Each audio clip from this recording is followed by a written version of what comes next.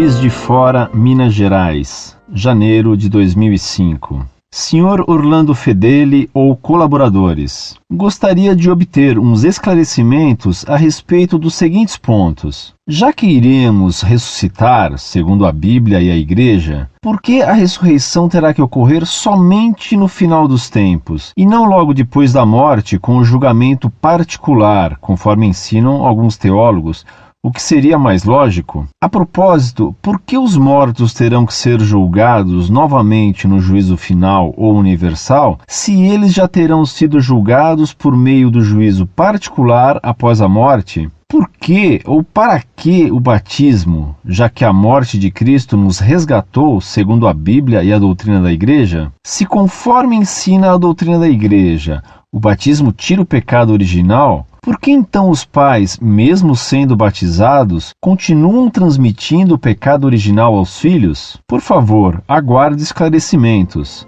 Muito obrigado. Muito prezado, salve Maria. Você sabe muito bem que o homem tem uma vida particular e outra pública.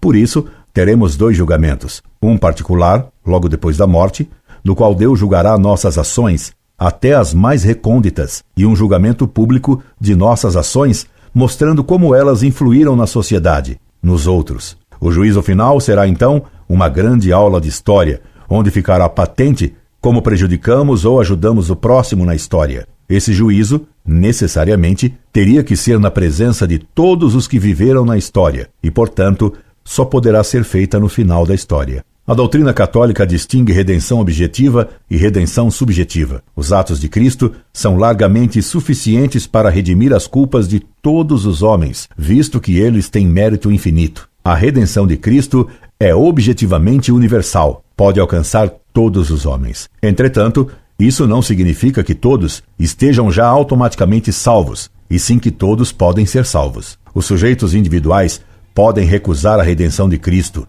não aceitando o batismo ou recusando as graças de Jesus Cristo. Desse modo, a aplicação dos méritos infinitos de Cristo a cada homem depende de eles aceitarem ou recusarem esses méritos e essas graças. A redenção objetiva só se realiza de fato se subjetivamente for aceita por cada sujeito. É o que se denomina redenção subjetiva. Por isso, Cristo, ao instituir a Eucaristia, disse que seu sangue seria derramado por muitos e não por todos, como se diz erradamente hoje em dia. O pecado original não é um pecado pessoal nosso. O pecado original foi um pecado de Adão que danificou a natureza humana que recebemos de nossos pais. Portanto, o pecado original é transmitido por nossa natureza. Apesar de perdoado pela aceitação do batismo, isto é, da aplicação dos méritos infinitos de Cristo, aquele que é batizado, este continua com as consequências do pecado original em sua natureza, que persiste com os efeitos do pecado original,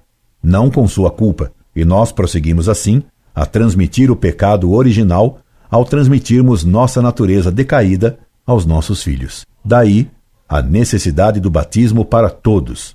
Esperando tê-la atendida, me despeço. Incorde Jesus Semper, Orlando Fedeli.